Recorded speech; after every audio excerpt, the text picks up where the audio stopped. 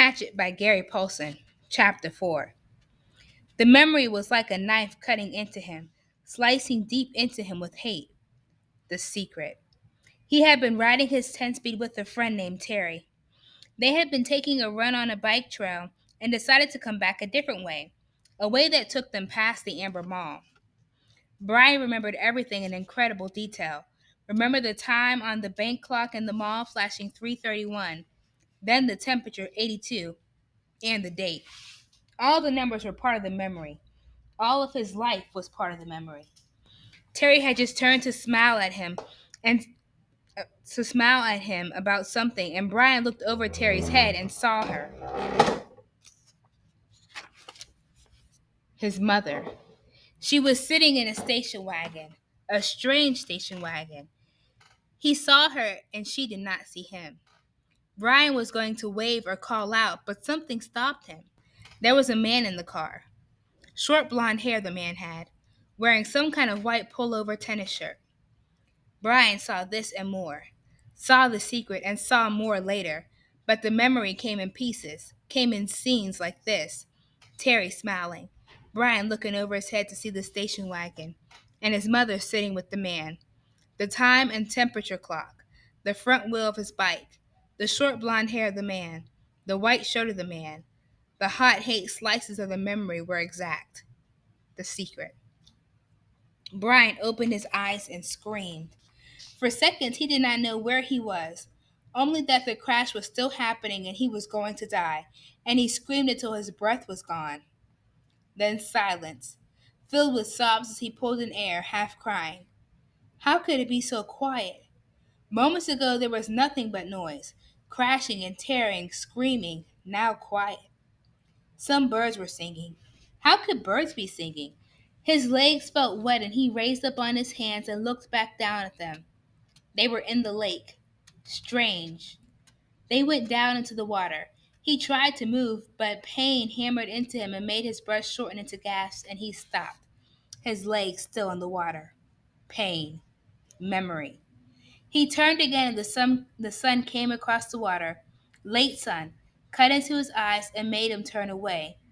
It was over then, the crash. He was alive. The crash is over and I'm alive, he thought. Then his eyes closed and he lowered his head for minutes that seemed longer. When he opened them again, it was evening and some of the sharp pain had abated. There were many dull aches, and the crash came back to him fully. Into the trees and out into the lake, the plane had crashed and sunk in the lake, and he had somehow pulled free. He raised himself and crawled out of the water, grunting with the pain of movement. His legs were on fire, and his forehead felt as if somebody had been pounding on it with a hammer. But he could move. He pulled his legs out of the lake and crawled on his hands and knees until he was away from the wet, soft shore and near a small stand of brush of some kind. Then he went down, only this time to rest, to save something of himself.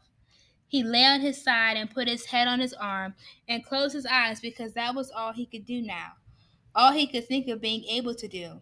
He closed his eyes and slept, dreamless, deep and down. There was almost no light when he opened his eyes again. The darkness of night was thick for a moment. Was thick, and for a moment he began to panic again. To see, he thought, to see is everything, and he could not see. But he turned his head without moving his body and saw that across the lake the sky was a light gray, that the sun was starting to come up, and he remembered that it had been evening when he went to sleep. Must be morning now, he mumbled, almost in a hoarse whisper.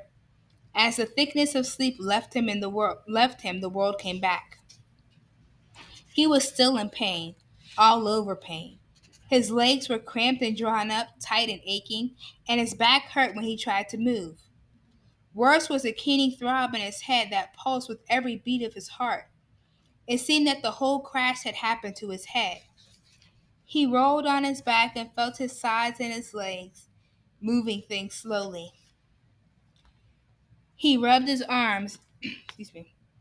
He rubbed his arms. Nothing seemed to be shattered or even sprained all that badly. When he was 9, he had plowed his small dirt bike into a parked car and broken his ankle. Had to wear a cast for 8 weeks. And there was nothing now like that, nothing broken, just battered around a bit. His forehead felt massively swollen to the touch, almost like a mound out over his eyes, and it was so tender that when his fingers grazed it, he nearly cried. But there was nothing he could do about it, and, like the rest of him, it seemed to be bruised more than broken. I'm alive, he thought. I'm alive. It could have been different. There could have been death. I could have been done. Like the pilot, he thought suddenly. The pilot in the plane, down into the water, down into the blue water strapped in the seat. He sat up, or tried to. For the first time, he fell back. But on the second attempt, grunting with the effort, he managed to come to a sitting position and scrunch sideways until his back was against a small tree where he sat facing the lake, watching the sky get lighter and lighter with the coming dawn. His clothes were wet and clammy, and there was a faint chill. He pulled the torn remnants of his windbreaker, pieces really, around his shoulders, and tried to hold what heat his body could find. He could not think, could not make thought patterns work right. Things seemed to go back and forth between reality and imagination, except that it was all reality. One second he seemed only to have imagined that there was a plane crash, that he had fought out the sinking plane and swum to shore, that it had all happened to some other person or in a movie playing in his mind. Then he would feel his clothes, wet and cold, and his forehead would slash a pain through his thoughts, and he would know it was real, that it had really happened. But all in a haze world. So he sat and stared at the lake, felt the pain come and go in waves, and watched the sun come over the end of the lake. It took an hour, perhaps two.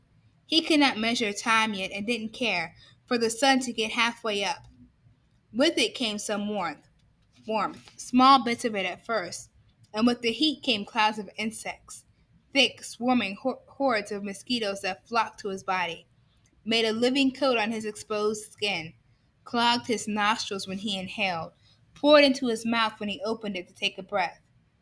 It was not possibly believable, not this. He had come through the crash, but the insects were not possible. He had coughed them up, spat them out, sneezed them out, closed his eyes and kept brushing his face, slapping and crushing them by the dozens, by the hundreds. But as soon as he cleared a place, as soon as he killed them, more came. Thick, whining, buzzing masses of them. Mosquitoes and some small black flies he had never seen before, all biting, chewing, taking from him. In moments his eyes were swollen shut, and his face puffy and round to match his battered forehead.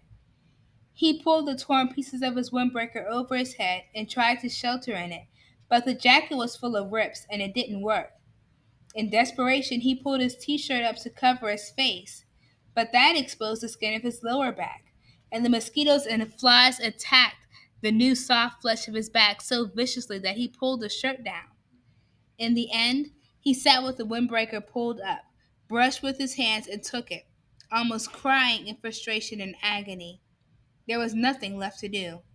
And when the sun was fully up and heating him directly, bringing steam off his wet clothes and bathing him in warmth, the mosquitoes and flies disappeared.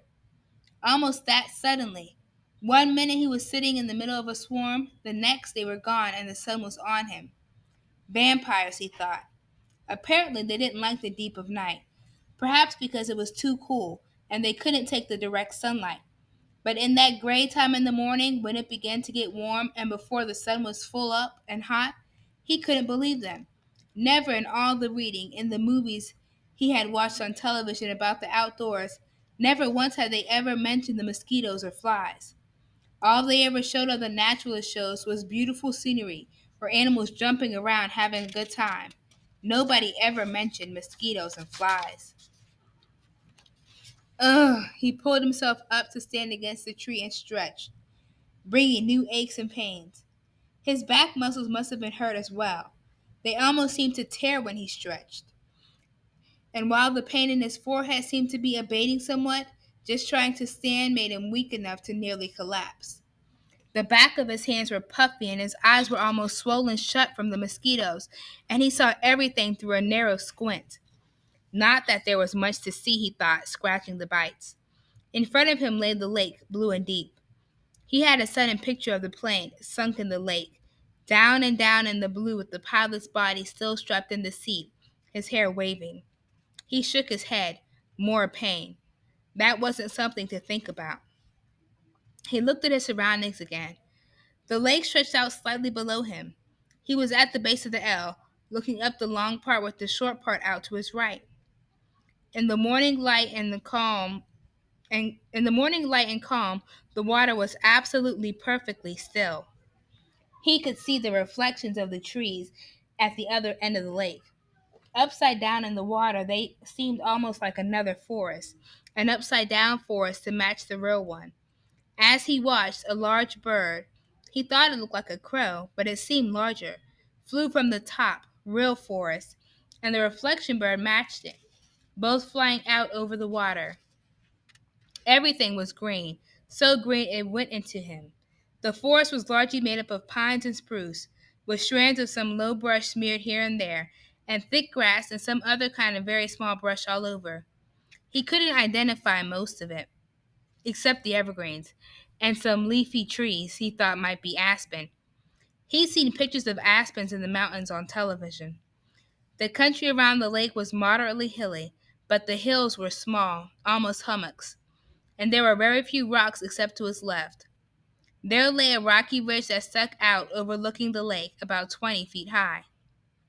If the plane had come down a little to the left, it would have hit the rocks and never made the lake. He would have been smashed, destroyed. The word came. I would have been destroyed and torn and smashed, driven into the rocks and destroyed. Luck, he thought. I have luck. I had good luck there. But he knew that was wrong.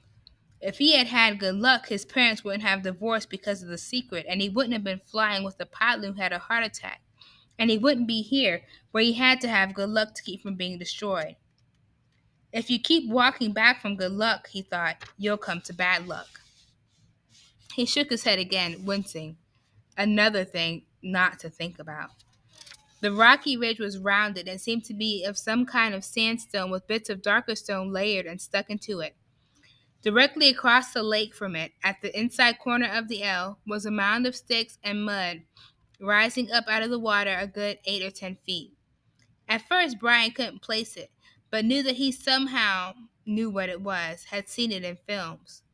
Then a small brown head popped to the surface of the water near the mound and began swimming off down the short leg of the L, leaving a V of ripples behind, and he remembered where he'd seen it. It was a beaver house, called a beaver lodge, in a special he'd seen on the public channel. A fish jumped. Not a large fish, but it made a big splash near the beaver, and as if by a signal there were suddenly little splops all over the sides of the lake, along the shore as fish began jumping, hundreds of them jumping and slapping the water. Brian watched them for a time, still in the half-daze, still not thinking well. The scenery was very pretty, he thought, and there were new things to look at, but it was all a green and blue blur, and he was used to the gray and black of the city. Traffic, people talking, sounds all the time, the hum and whine of the city. Here at first it was silent, or he thought it was silent, but when he started to listen, really listen, he heard thousands of things, hisses and blurks, small sounds, birds singing, hum of insects, splashes from the fish jumping. There was great noise